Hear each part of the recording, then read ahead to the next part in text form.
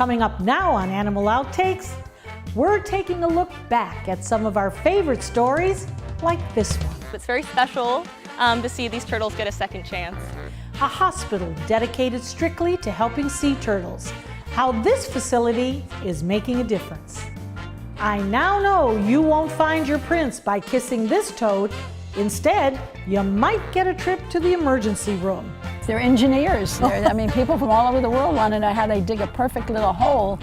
And this is one of the smallest species of owls. And he's pretty unique.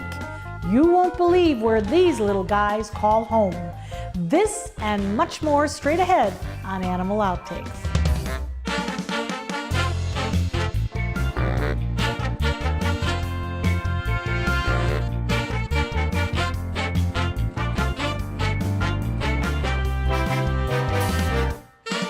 Hello and welcome to Animal Outtakes.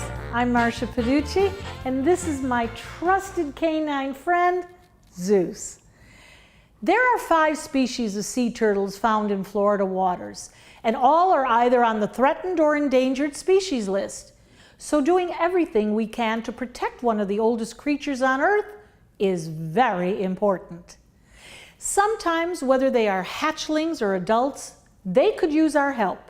And one place that sees its fair share of sea turtles is the Turtle Hospital in the Florida Keys.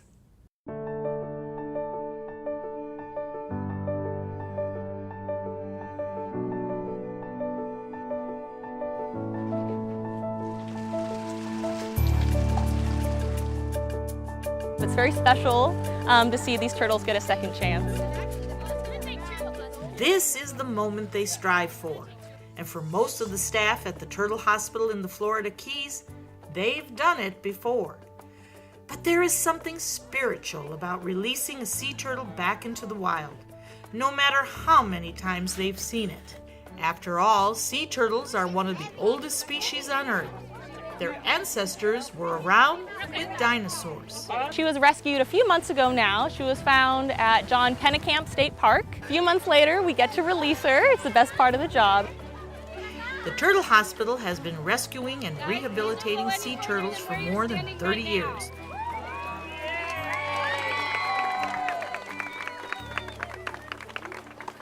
Located on Marathon Key, this seafoam green building was built as a hotel back in the late 40s. But now, the only thing swimming in the large natural saltwater pool are these guests.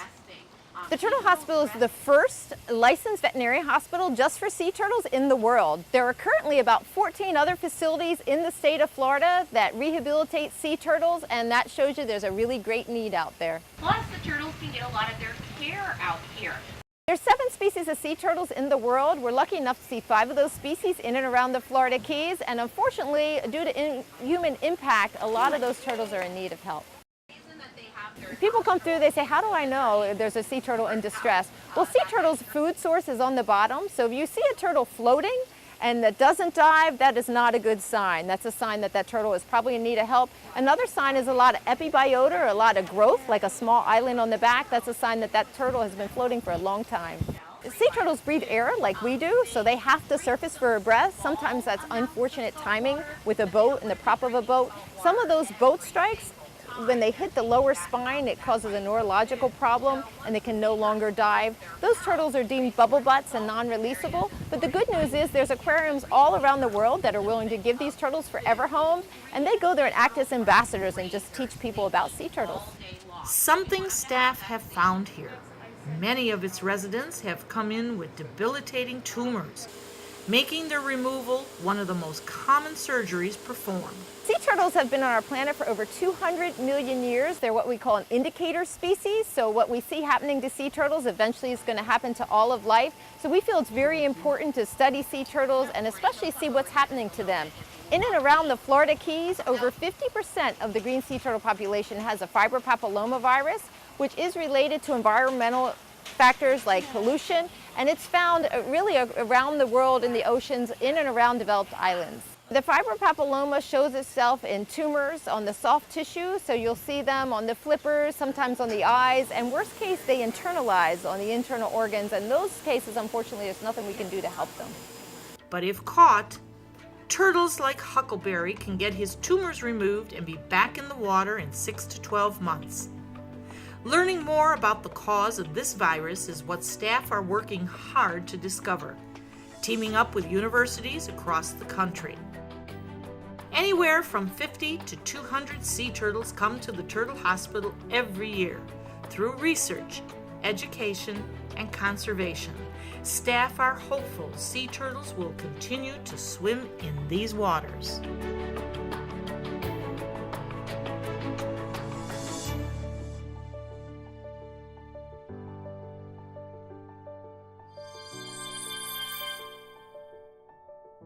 If you're along one of the Florida beaches between May and October, not only is it important to be mindful of house lights that could confuse hatchlings, but also if you're digging in the sand, fill in any holes you might have created when you go to leave. So when those little guys and gals are ready to come out, they will have the best chance to make it straight to the water.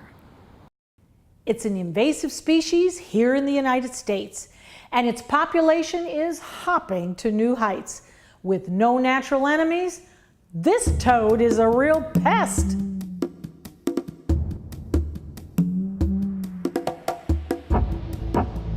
So today we're looking for southern toads. They're all over Florida. Sometimes you got to dig up. During the day and the night they'll dig into little areas like this. See how it's open like that? They'll tuck in and they'll hide under it, and then at night they'll come out to hunt. So if you dig around a little bit sometimes and move stuff around, you'll find, here we go. Here he is. He was nestled up right in here in a nice little moist spot right there. This is a little southern toad of Florida. Isn't it cute? He is a real little guy, but you have others that you can show us. I do.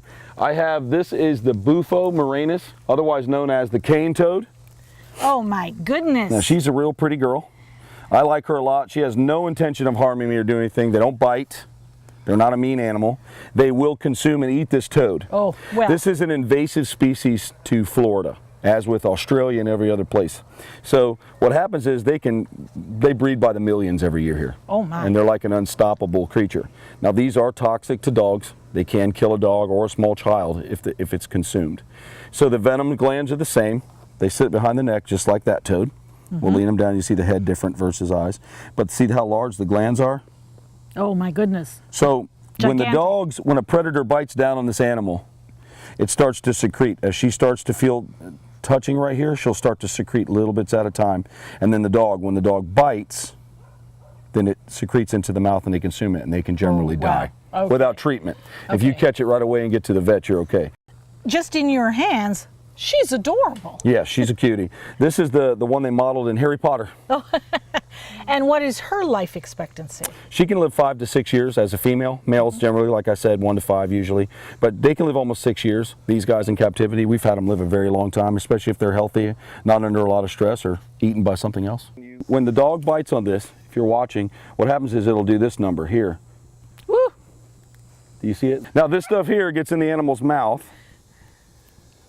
And that's what makes them sick. Is that venomous? This is the venom, yep. We can't absorb it into our skin, but in our mouth, in our eyes, we can take it in anything sensitive like that. But you can see how far it kind of will go when it has to go. They have enough poison in there, they can actually kill a crocodile if it eats it. Oh my goodness. So Troy, you told us that this was a cane toad. Correct. And it is invasive. So how did it get here? And why is it still here? Well, they're hard to eradicate. They can produce, 40,000 eggs per animal, goodness. and if you have an acre, you could have 5-6 million of them on 1 acre. So 40,000 a frog is going to be a lot of animals to eradicate. There's a lot of different theories on how they got here. One of the things that I've heard commonly is they were brought in sometime back in the 40s during the tree farming in South Florida, and they thought they were going to use them as a form of pest control. Oh. All right, now I can't say this is a fact, but it's one of the things we've heard.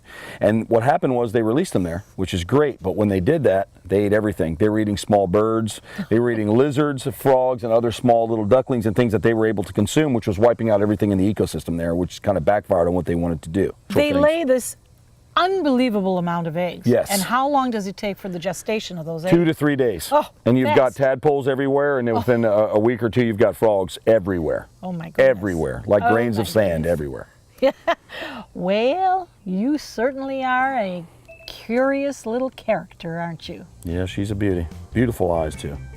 The cane toad is one of the biggest toads in the world and has a big appetite, eating almost anything that is put in front of them. It's a common creature to see in your own backyard if you live in this Florida town. Who is it? Well, we'll find out next. Every dog deserves a lifelong loving home.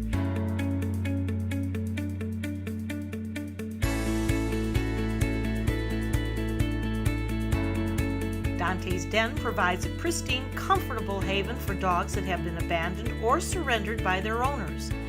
We ensure that every pup in our Joyful Dogs adoption program receives lots of love and attention, is properly immunized, spayed or neutered, and is in good health.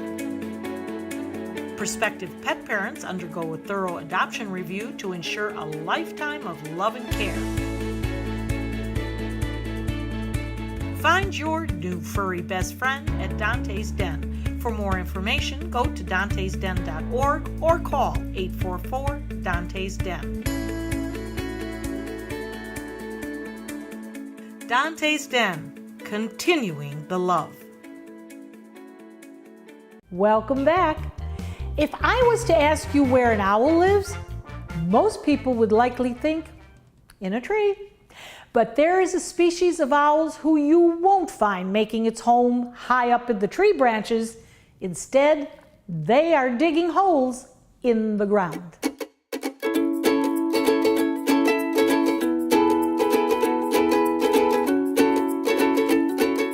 Next to a busy and noisy road in Cape Coral, Florida, full of construction equipment and people, this certainly is not a place you would expect to find the largest population of the burrowing owl in the state.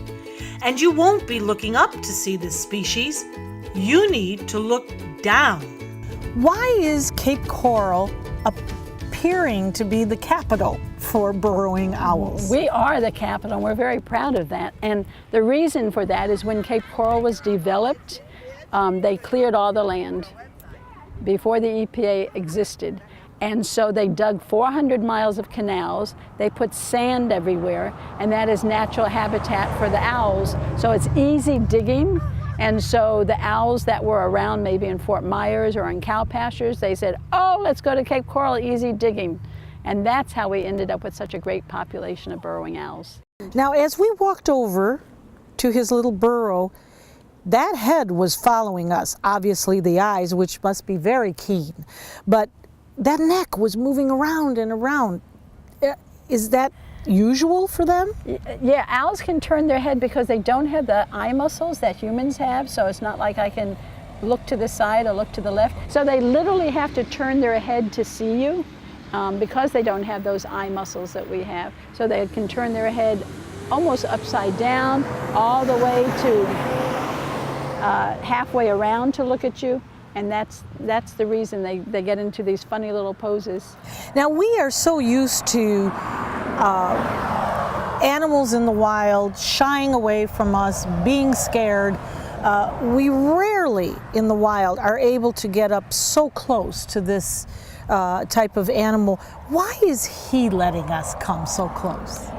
Owls are, I won't say social in nature, but when they get used to people, they let you approach them. And this particular burrow, there's always people walking by, so they get used to that movement. You know, there's dogs walking by, there's people walking by, so they know that they're not threatened. But other owls that live out further in nature, if you were to approach them because they're not used to people and they see you as a threat, they're very skittish and they would not have the same reaction.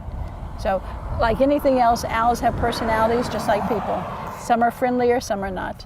Well, I would say he's very trusting of us, He is isn't very trusting of us. Very, very trusting. Now, is this how he spends his day, kind of peering out on his porch of the burrow?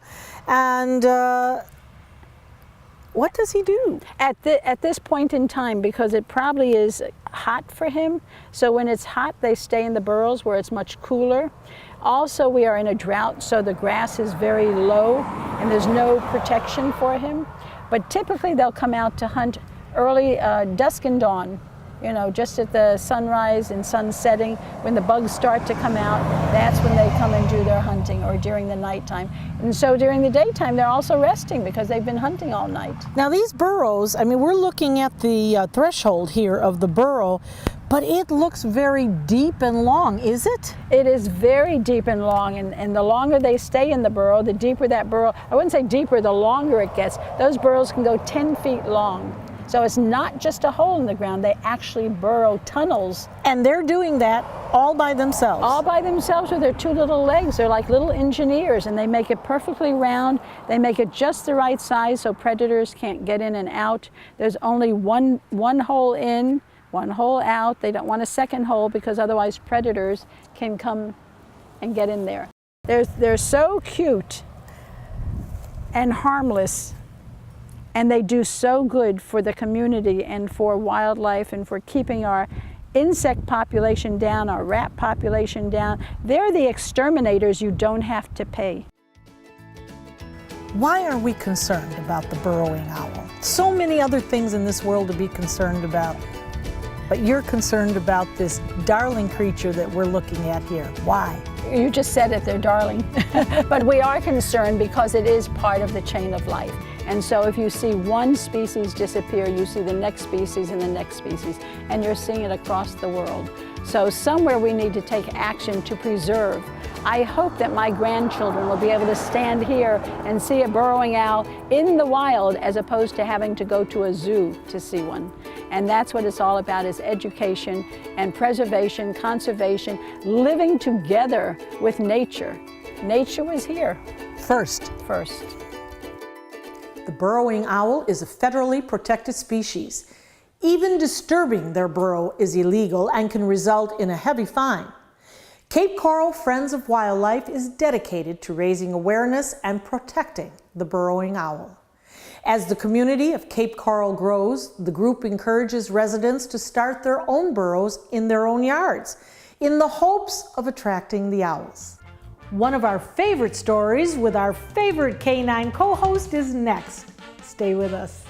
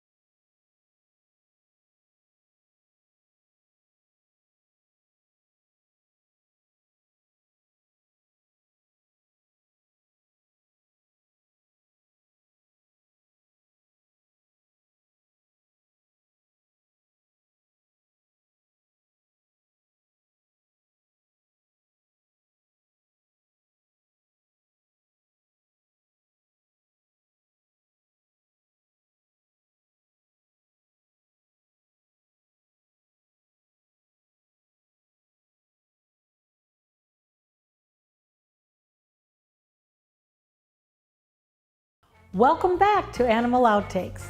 Today we are revisiting some of our favorite stories. And of course, one episode we had to show you again is with my best friend and trusted canine co-host, Zeus. Throughout history, dogs have been used as watchdogs, and some species have traits that make them better suited than others when it comes to protecting their family. One species on that list? This guy.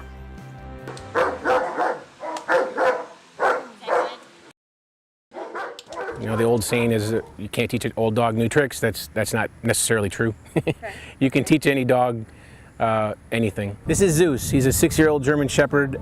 He's our resident head of everything. He stays on property and has a free run of the territory. The German Shepherd is one of the most popular and recognizable breed of dogs, described by the American Kennel Club as being confident, courageous, and intelligent. They're spectacular, yeah.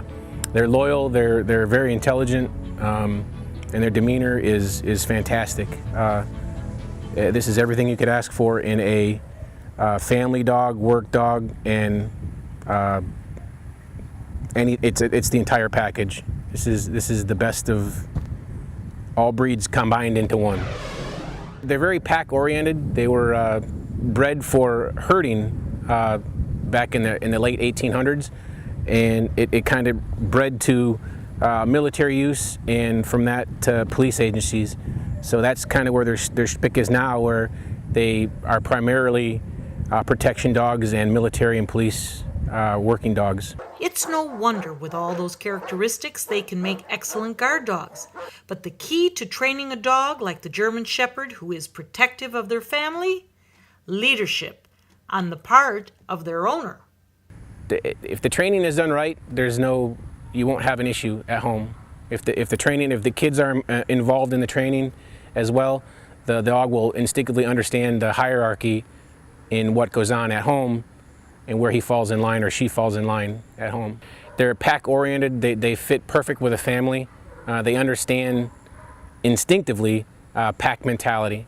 They fall right in line with whoever is in lead of the pack, and if the training is done properly, there's no issues whatsoever. They're so intelligent and bright. They fall right in line. They understand almost 5 minutes into training, they'll pick it up, the nuances of what's going on. Training is based on how the dog is responding to the training. Anything more than 15 or 20 minutes in one duration of training is considered to the dog punishment. So the dog kind of associates too much training with punishment. So you want to ease into it, 4 or 5 sessions a day at 15, 20 minutes at a time, not for an hour straight, because they don't understand. They think that I'm getting jerked around on the chain and things. It's not good. So every dog is different, but if you work at it, you could have a solid foundation in a couple weeks. So when you're out walking your dog, and a common problem is my dog pulls me when I'm out for a walk. It's actually an easy fix. When you're walking your dog, and Zeus isn't going to be the greatest example here because he understands what's going on, but when the dog gets in front of you and starts pulling you, you as the handler change your directions, and you only need really from 10, 15 feet, and the dog gets in front of you, you change your directions. So anytime the dog gets in front of you, you as the owner change your direction, so the dog understands, oh, he's walking me. And you can literally fix that problem in 5 or 10 minutes. Most of the time, a dog is a reflection of its owner. When it comes to training, be consistent and give positive reinforcement. No. Oy. Today you're a problem. I have to talk to your agent, Zeus. Their MO is they're aggressive and mean, but it's all, again, it falls back to how they're raised in the family. Any dog can be trained to be mean and bite and carry on, but it also, on the flip side, any dog can be trained to be like Zeus. Stay with us for more of our favorite animal outtakes.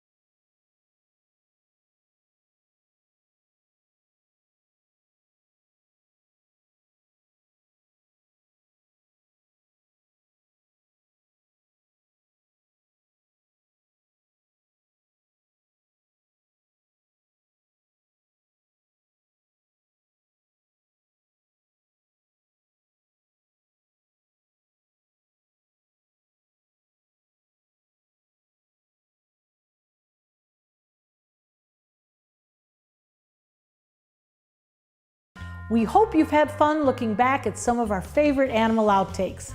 Zeus and I will be back here again next week with even more animals and some wild adventures. Until then, thanks for watching. You're in the snow and all of that. Just, yeah, whoops, Cliff. All I had to do was mention It snow. is animal outtakes after all. Oh. It's all right, we can put the teeth back in, don't worry. Sophie that owns the barn, she does the warming every month. He's bugging you because he wants the hay. His way! She's holding it. Come on. We are. Is it oinking? Okay, all right. It looked like dinking. And Whatever. This is a headline, so this is the top of the show. Okay. Give it to me quick. Stop talking. wait. And I am drenched, so if you don't mind, get me because I've got to get out of this. Okay. I am just drenched. $50 hairdo right down the toilet. Tractor turned. Let me do it again. It was springtime on the farm where the friendly little tractor Mary, named Otis lived. Oh, I'm doing this without my glasses. No, that brings up a very good. Is she on my? I didn't expect her there. We have all heard a bird repert. Okay. Oh, So I'm gonna go ahead hanging and. on to him. It's okay. Got him. See you. I just kind of sit like that. There He'll we try to push it. go. Oh, he peed on you! You got alcohol. Did you get the pee? Peed. Well, Troy, every time you and I do work together, it just seems like the pets you There you bring go. just kind of. There you go. He's talking. Pee on me. Now you're not. Yeah, gonna you had do the this. Gatorade in one Yeah, episode. Yes. So I must have this touch. That's good. Gentle, they feel relaxed. And I did, which seemed like a perfect place to end. I think he is doing the pee-pee dance. Yeah, actually. well, I think so too. Okay. Oh. There's a blooper for you.